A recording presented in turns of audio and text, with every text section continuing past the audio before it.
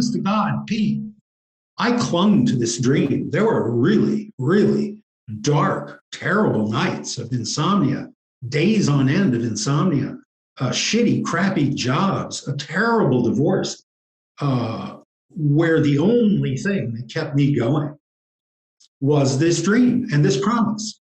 By God, I'm going to come and I'm going to try. I'm going to do everything I can to make a life in Thailand again. Hey folks, Pete here from Thairish Times. We have an interview today with a man called Steve Rosse, who is about to take a massive risk to follow his dream in Thailand. If you've been following this channel for a while, you'll remember that I interviewed Steve back in December, and the title of the video was called My Terrible Thai-American Marriage. And the title says it all. Steve lived in Thailand in the 90s for 7 years. Then he met a Thai woman, they got married, they had kids, and they went back to America. And the marriage did not work out. So Steve wrote a book about all of this called Leaving Thailand, where he documents his life in Thailand and what life is like back in the States. And that's the book I read in preparation for our first interview. I thought it was a great book. I wasn't expecting to read it from cover to cover. I ended up sitting down and I think I read it all in about 4 hours on a Saturday afternoon. I just couldn't put it down. It had everything. It was quite an emotional book. I was angry at times. I was frustrated. I was laughing. Steve's also written some other books as well. I'm going to leave links to those in the description box.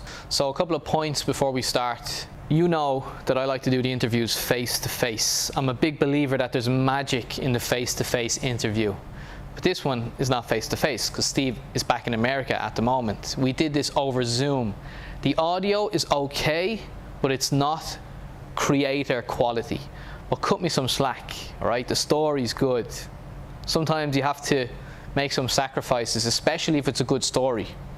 The video is also a little bit longer than usual, but trust me, we're gonna get deep in this conversation. I didn't want to cut anything out of this. Sometimes when you have a good story, the worst thing is to chop it up. It's a little bit longer, but trust me, it's worth it.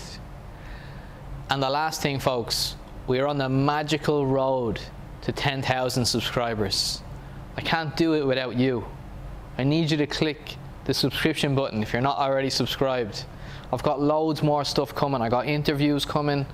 I've got more vlogs. I've got information about Thailand, advice about Thailand, loads of stuff planned for the channel. But I need your help. I need you to hit the subscription button, click the like button, leave me a comment, give me your honest opinion, help your boy out, help Pete out. We're on a mission here. We're giving our heart and soul to get to 10K. But like I said, I need your help. I can't do it by myself. So this is my big plug for the channel. Thanks very much. Let's get into it. So Steve, thank you very much for doing this. Thank you for inviting me again, Pete. So Steve, tell us, where are you now? I'm in the public library in Las Cruces, New Mexico, United States. Okay. Now, what is the big plan? What's going on? What is your situation now? Well, I don't know how much you or the viewers remember of the last interview, but I had planned to retire to Thailand in November of 2022. That has been the plan since we left Thailand in 1997. But when you met me in December, I was on that 2-week trip to Thailand, and I had jumped through all the Thailand Pass hoops to get there, gone through the test and go scheme for 2 weeks. And the day I left, we met the day before I left. And the day I left, you know, during the 21-hour flight back to the United States, I thought, that was a lot of work to go through for 2 weeks. And why am I waiting? I will not be in a better financial situation in November than I am now, or a better emotional situation or physical situation. Why not go as soon as I can? So I came back to work and I gave 6 weeks notice at work. And there's 1 week left. A week from tomorrow will be the last day of my working life in the United States of America. I will very likely have to work in Thailand to get a good visa when I get there. But as far as working for the federal government in the United States at my dreary little job, That will be done a week from now. I will take a couple months, probably a month or two anyway, to dispose of my mother's house and my mother's belongings, because right now I have been living in her house. I came to New Mexico to take care of my mother. She's quite old. And a couple of years ago, she went into sort of a managed care kind of communal living arrangement. And we have kept the house thinking that in the cold months, she will come back to this state and enjoy her house. But that during COVID has not been possible. And like I said, I'm just tired of waiting, and we're not going to leave the house unoccupied. So we're going to sell the house. She's going to dispose of her possessions. And when that is all said and done, and hopefully Thailand will have opened the borders, and the Thailand pass thing will be an unpleasant memory for all of us, I'll get on a plane and I will come back to Thailand and try to make good on the promise that I gave myself in 1997 that I would come back and spend the last years of my life in Thailand.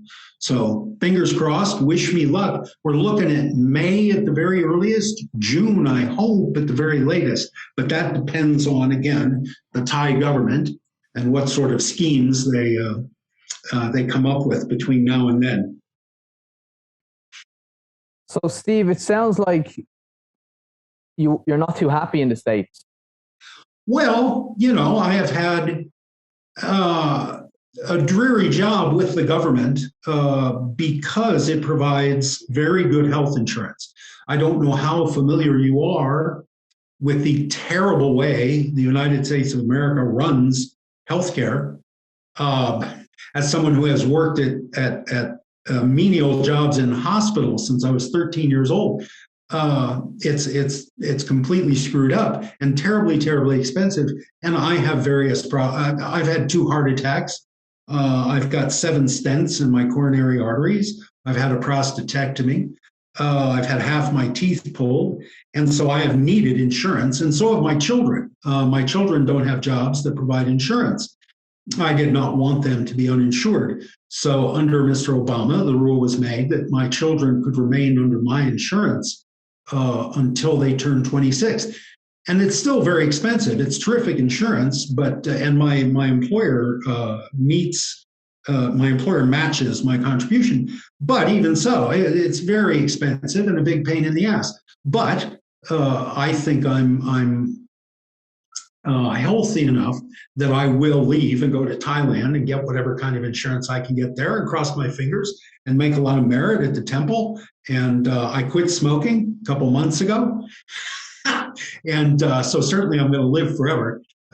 2 months without cigarettes have made me feel absolutely bulletproof. And it's a very dreary life in America at the moment for somebody in my socioeconomic class. I pay a third of my take-home pay for gasoline to get to and from work. I spend 3 hours a day in the car on my commute, 5 days a week, 15 hours a week in the car listening to audiobooks. And I would much rather listen to those audiobooks in a hammock on the beach somewhere in Thailand, drinking rum out of a coconut shell. And so that's what I'm going to do. And it's going to happen a few months earlier, but earlier than planned, but it's going to happen. I'm going to make good on that promise. And I'm going to kiss Las Cruces, New Mexico goodbye, put it in my rearview mirror, and never think about it again. So, Steve, this is quite a personal question, but like your financial situation, if you're going to move over to Thailand, you said you might have to work. So I'm guessing how good is your pension? Do you have a good pension? Oh God, my pension's terrible because I worked at least half of my life off the grid. I did not pay into any pension scheme for half of my working life, and that includes the 8 years of the Reagan administration. I was working in the film industry in New York City, making $100,000 a year. Now I didn't pay into Social Security on any of that. So my payout is going to be quite low. My employer-specific pension from the government, I had to give first to my ex-wife in 2003. I had to cash the whole thing in during the divorce and give it all to my ex-wife by order of the courts. And in 2014, when I moved down to Las Cruces, New Mexico, to be with my mother, I had to cash in what I had built to that point. So the only employer-specific pension that I have is from 2014 until now at an entry-level clerk's position. So it's minuscule. And so I think, I mean, I'll tell you what, one thing I have learned in my life is I can live very frugally, particularly in Thailand. I did that for a long time before I got married. You know, a little grass shack on the beach, a bottle of water and a plate of fried rice every day, and a couple of games of pool and a paperback book. And I can be very, very happy. And if it comes to that, if that's the life I end up living, I will be fine with that. But the government does not give pensions or the Thai government does not give visas anymore to poor retirees from the United States. You know, when I made this promise to myself, everybody was doing the visa run. You'd come in, you'd get 6 months of visa, and you at the 3-month point, you do a turnaround, just go down to Penang, Malaysia, fly right back. And at 6 months, you'd go down and you'd spend a couple days, you'd get another 6-month visa. So every 6 months, you were renewing your visa. There have been guys in Thailand for 20, 30 years doing that. You're not allowed to do that anymore. Thailand does not want those guys. Thailand does not want me. That is something that I have had to wrap my head around since December. Thailand, the government of Thailand has made it very clear, unless you're well-moneyed, they don't want you to come except as a tourist. And really, they'd rather you just stay at home and mail them a check. They don't even want you to come as a tourist. They tolerate Westerners now, but it's not like it was, you know, in the 90s when I lived there, when everybody was very, very friendly to you and you could live very cheaply and you could do that visa run thing. Now, you have to work a lot harder to get a long-term visa. The retirement visa, the standard retirement visa, where you deposit the equivalent of 30,000 US dollars in a Thai bank. And as long as you have that money there, they will give you a year-long visa. Well, I will never be in a position to have $30,000 that I can simply park in a bank, interest-free, and ignore. I'm not ever going to have that kind of cash. And so it's you know, it is more of a question than I ever thought it would be. You know, the whole 20 years, and honest to God, Pete, I clung to this dream. There were really, really dark, terrible nights of insomnia, days on end of insomnia, shitty, crappy jobs, a terrible divorce, where the only thing that kept me going was this dream and this promise.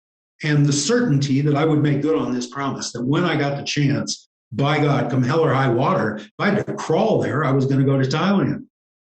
And since December, I've had to wrap my head around the fact that Thailand no longer wants me to come. So if I have to bail out and go somewhere else, go to Cambodia or Costa Rica or Vietnam or who knows where, I'll do that. But I'm going to come to Thailand.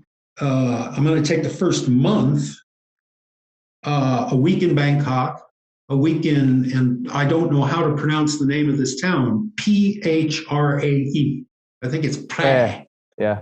Yeah, Phrae. So a week in Phrae to make good on a religious pilgrimage that I've promised myself, a week in Phang Nga, and then a week in Songkhla, Hat Yai.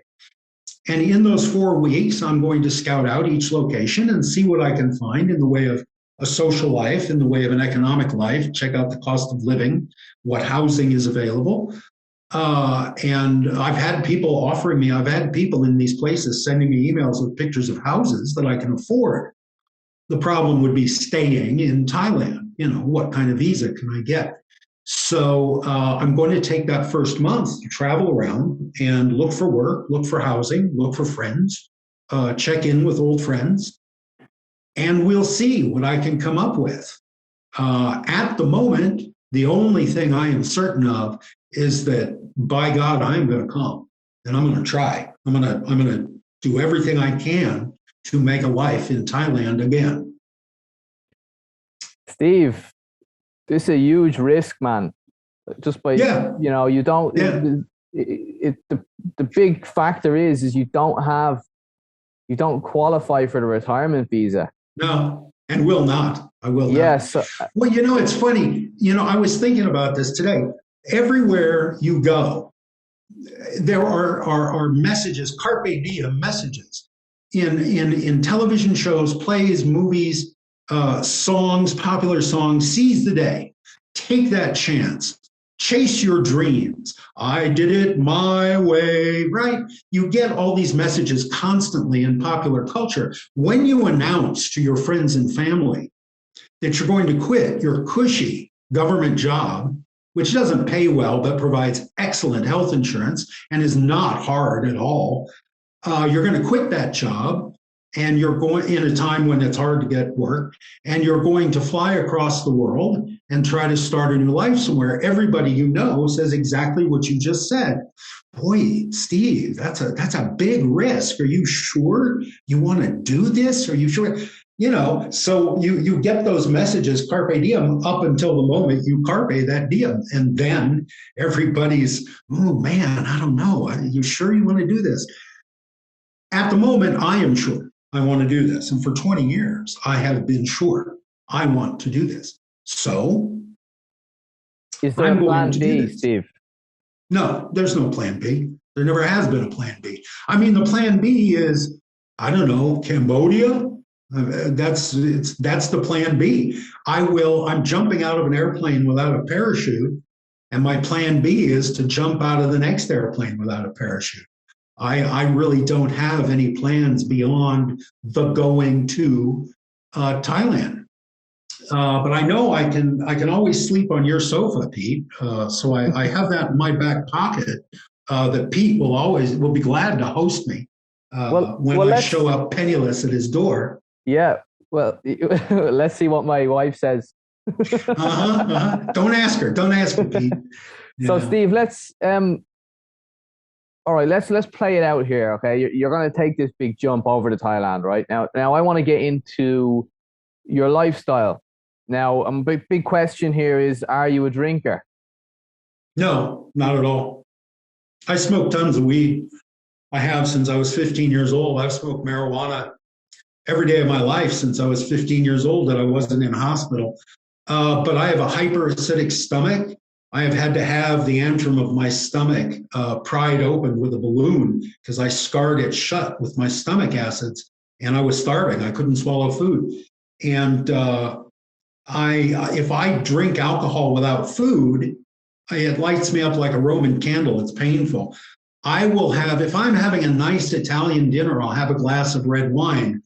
If I'm having pizza, and they order a pitcher of beer and 6 glasses come to the table, I will drink half a glass of beer with 3 slices of pizza.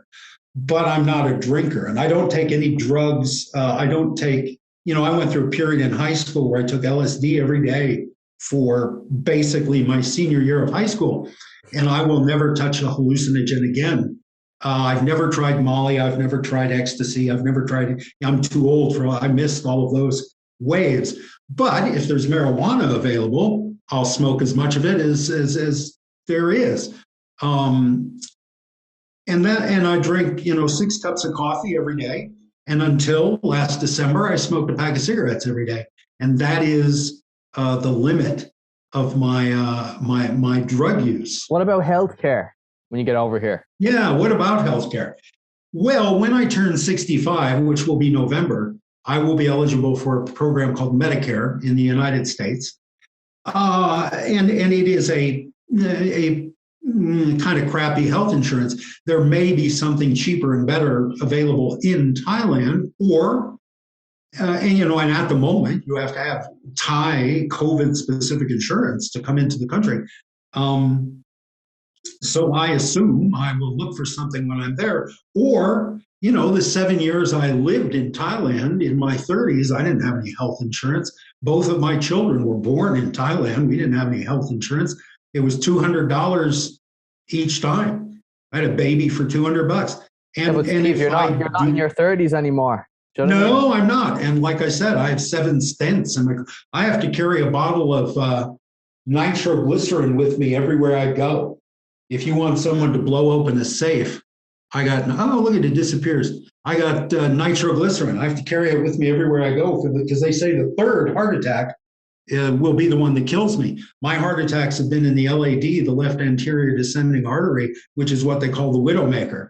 I've had two and survived them, and both times the cardiologist came into my room after the procedure and said, man, I can't believe you're alive. You were 99% occluded. There was no blood getting through your LAD at all. You should be dead. You should not have survived the ambulance. So the third one will kill me. And, you know, maybe it'll happen quickly and suddenly and painlessly, and and I'll check out that way. But I'm not going to stay in Las Cruces, New Mexico in a shitty job because I'm afraid I'm going to have a third heart attack. All right, strange question. Strange question. If God came down and said, Steve, I give you two choices. Choice one is you can live till you're 85 but you stay in New Mexico. Or you can live until you're, let's say, 72 in Thailand. What would you take? Well, easy, Thailand. But I'll tell you a story, Pete, and I've only told two other people this story. So in 2003, I'm going through this terrible, terrible divorce. I mean, it was the worst divorce. I'm still paying lawyers' bills from 2003. And I was going through terrible bouts of insomnia. I'd go 3 days without sleeping, and I was working at home and had severe social anxiety disorder and didn't want to leave the house. So I was home alone by myself, sleepless, going crazy. And one night at 3 a.m., I was sitting on my bed and I couldn't sleep. It was like the second or third day of not sleeping. And I don't believe in God, but I spoke to God that night and I said, look, I'll make you a deal. I will do everything that I have to do to be a good father, because that was the only thing at that point keeping me in America. I would have left in 2003 in the middle of that divorce if I didn't have two beautiful kids who I love dearly. So I said to God, this non-existent God I don't believe in, I said, I will stay here. I will go through this divorce. I will take these shitty jobs. I will pay these bills. I will pay my child support. I will allow my ex-wife to abuse me on the phone daily. And at the end of it, I want 1 year in Thailand, just 1 year. And I meant it, you know, I like I said, I don't believe in God, but I meant that promise when I made it. And since then, I have been convinced that I will get 1 year, that I made a deal with some entity. I don't know who, but I have been convinced since then that I will get 1 year. And I will be happy with that 1 year. I will be, because A, that 1 year will prove the existence of God. And B, a year in Thailand is worth 20 years in Las Cruces and Iowa City, Iowa, if you know what to do. And I think I do. I have lived in Thailand for 7 years. It was a long fucking time ago, but I did live in Thailand for 7 years. I know exactly how to make Steve Rosse happy in Thailand. Any village, any town in Thailand, I know how to make Steve Rosse happy. And if I get 1 year, to answer your question, I don't need to live to be 72. If I get 1 year, I'll go out of this world a happy, happy man. Does your Thai ex-wife know that you plan to come back to Thailand? No. What about your kids? Do they know? Well, my son does. Yeah. In fact, my son is going to come out here. My son's a realtor. He sells residential real estate. He's going to come out to New Mexico in March and help my mother sell her house. He'll find a realtor in Las Cruces and he'll help us. We're going to have a big garage sale. And then we're going to call an estate agent and all this stuff. So my son will come out for a week. Then before I leave, because like I said, I plan to go to die in Thailand. I am convinced I will get 1 year. So when I leave America, I won't see anybody ever again. I won't see my mother. I won't see my children. So I'm going to leave Las Cruces. I'm going to drive. My mom wants to give my son a bunch of her stuff, like her mother's wedding china and silver and that kind of stuff. And so I'll drive the car to Los Angeles, say goodbye to my cousins in Los Angeles, drive the car to Corvallis, Oregon. My son will fly down to LA. He and I will have a road trip together for about 3 or 4 days up the coast, the California, Oregon coast, to Corvallis, where he lives.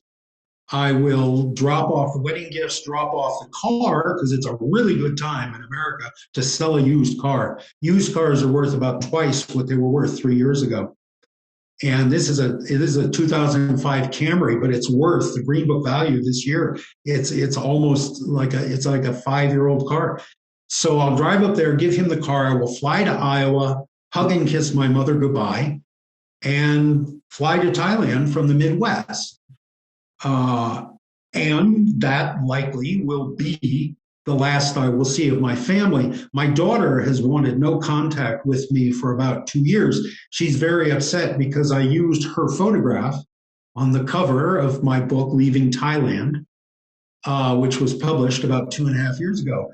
And she was very upset that I used a baby picture. It's a picture of her as a baby. It's an anonymous infant. Nobody can, but I think since the divorce, she has been looking for reasons to hate her dad. And she has settled on this as the final trigger to sever all contact with me. And I have no idea where she's living or what she's doing. She used to use my health insurance, so I knew I at least knew she was still alive. But she has turned 26, or she will soon, and she will drop off my insurance. And I haven't heard from the insurance that she's used it for a long time. So there's no chance of saying goodbye to my daughter. And I'm very sad about that, of course, but there's nothing I can do. At some point, you have to let go of the things you cannot control. And that is one thing, my relationship with my daughter, that I cannot control. And so, I don't think I will ever have any contact with her again. And I wish her all the best, of course. I love her to death, and I hope she has a wonderful, happy life. But it will be a life that I won't get to watch. So that's that. You can always send an email or make a phone call. No, I don't have her phone number. She has blocked me on all social media. She's changed her phone number. I send an email every Friday to everybody in my family, because when I came down to Las Cruces, this is very removed. I haven't seen much of my family since moving down here. My mother chose to retire here in '96 because it's out in the middle of the desert. And so every Friday since coming down here, I write essays. I write about Steve Rosse. I write personal essays. That's what I studied in graduate school. That's what 2 of my books are. And every Friday, I send about 1,000 words to my mother, my aunt, my cousins, my son, and a couple friends from high school, and my daughter. It's a very old email address, but the emails do not kick back. I don't get any message that says this is no longer an active account. So as far as I know, those emails are still going to an active account that is in her name. Whether she opens those emails and read them, I have no way of knowing. I don't know what state she lives in. I don't know what she does for work. I don't know who she lives with. I don't know anything about her life, which is how she wants it. And I have no way. I suppose I could hire a private detective, but I don't have that kind of money. So I've given her 2 years of space. And I thought, well, when she calms down, maybe she'll contact me. As yet, she has not. And there's really fuck all I can do about that. So, Steve, let's get into the comments from our first interview. So I read them back yesterday.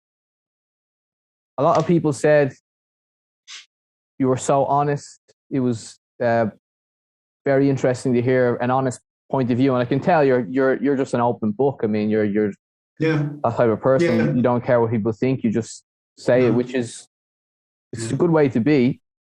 And that's one reason. That is one reason I am a 64-year-old entry-level medical records clerk, because I have lost careers because I said the wrong thing. I have lost love affairs, relationships, friendships, business relations. I used to write advertising, and I was really good at it. I won awards for my billboards. And I lost that because I made $1 million client cry in a meeting because I was honest.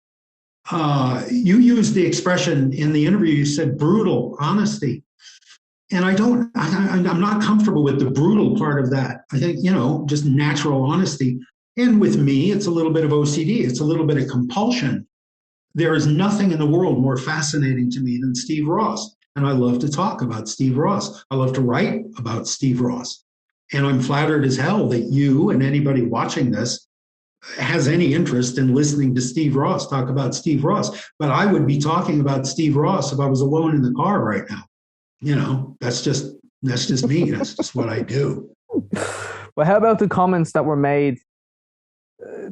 Okay, so a lot of the comments said it's good that you're honest, but a lot of comments said that you made bad decisions in your life.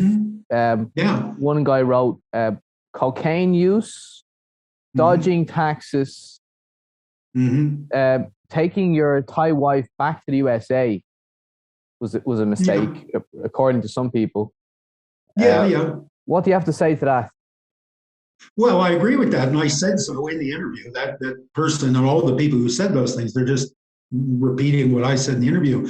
Like you make decisions in life, and they're not all going to be great decisions, at least not for me, and at least not all of mine were.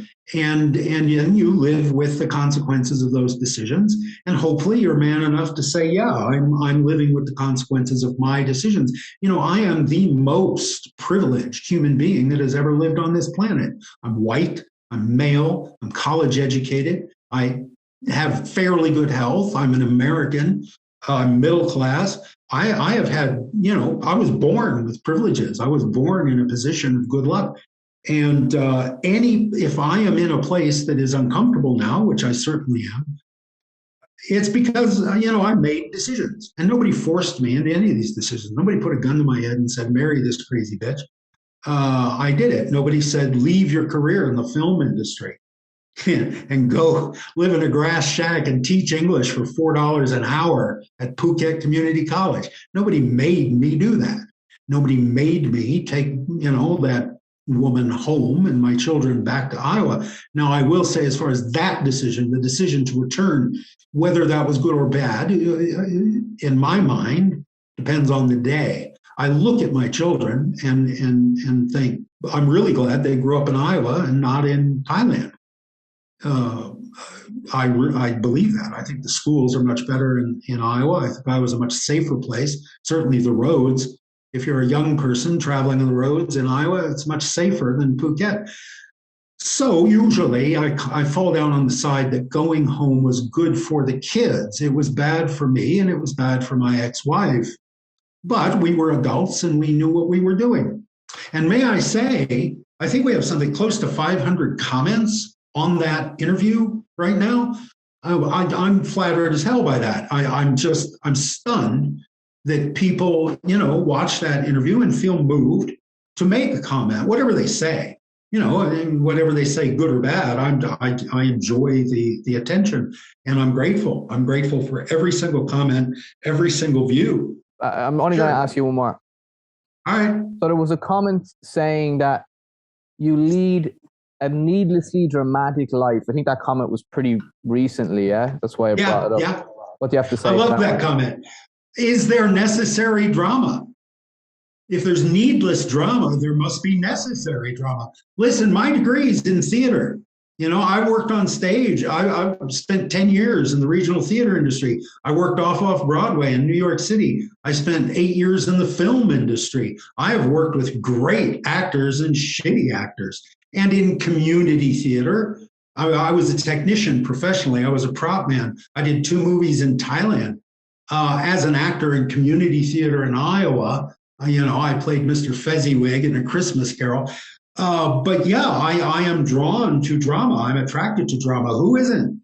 I went last night, I watched the new Spider-Man movie. Tons of drama in that. People are paying $12 a ticket to go see it.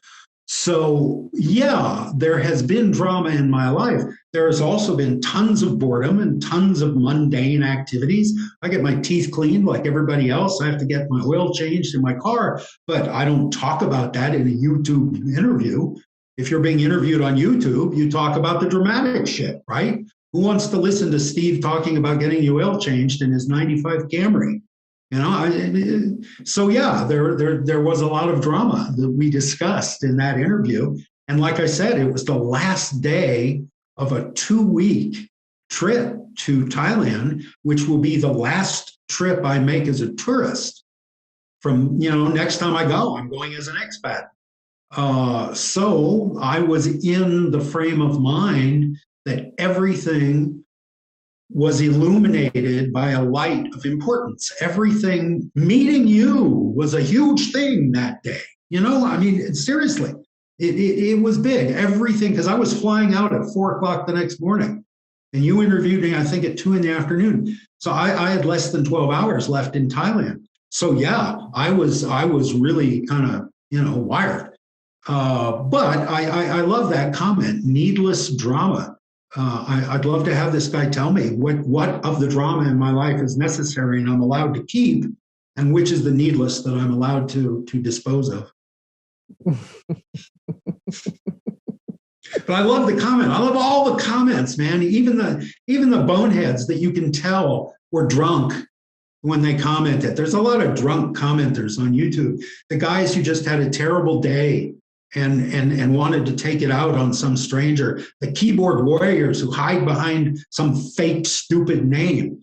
You know, even these guys, it's attention. I love it. I encourage all of it. The next question is, Steve, you know, just by doing this and talking and having a YouTube channel and meeting so many people, you do have, as we say in Ireland, the gift of the gab, right? You're a great talker. Thank you. Do you plan to start a YouTube channel? I have a YouTube channel. I think 3 years ago, somebody said to me, "You're selling books on Amazon. Do you own SteveRosse.com?" I said, "I don't know. Do you own Steve Rosse on YouTube?" I don't know. As it happens, the most famous tuba player in the world is named Steve Rosse with an E, R-O-S-S-E. And he does have a YouTube channel, which, thank God, was not called Steve Rosse. And so I got it. I signed up for a YouTube channel, and I think I've got a one video about my betta fish there, which has had 8,000 views because there's a lot of people that keep betta fish in the world. And it's just a place marker. That video is just there. When I come to Thailand, yeah, I would love to try, you know, I've been writing essays about Steve Rosse forever. I would love to write little 15-minute scripts, tell stories. I'm very interested in narrative. I have absolutely no desire to strap a GoPro to my forehead and walk down Soi Ban La and make witty commentary on the bar scene. I think the videos of people driving motorcycles down the highway, I pay some guy to drive me around. I don't want to, you know, I pay some guy so I don't have to look at the road. I don't want to look at that. So yeah, I don't want to do what's being done. I think what you do, the interviews, are an absolutely wonderful niche. I don't think anybody else is doing that. And I think your interviews are really solid, and you really know how to interview somebody. And I used to be a journalist, and that's a talent. That's not something everybody can do. And I admire you for that.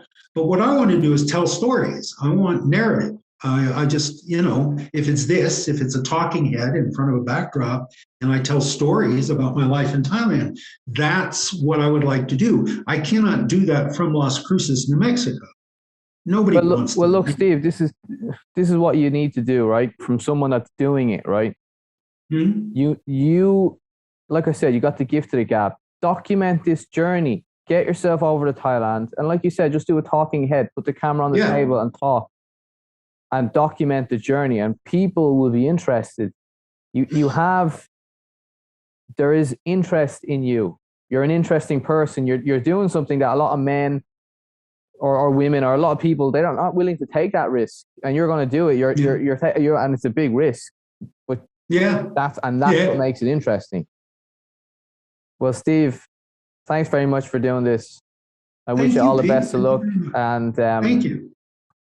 going to be an interesting journey, man. I hope you document it. I'm interested to see how it goes. I'm sure other people are as well. And all the best. Well, we'll talk about it when I'm living on your sofa. All right, Pete. Thank you very much. I appreciate it. Thank you very much, Steve. Enjoy your evening. Thank you. You too, Pete. I'll see you soon. Take care. Stay in contact by email, yeah? Send me an email. Yeah, all right. Okay, see you. Bye. Bye. Bye, dude.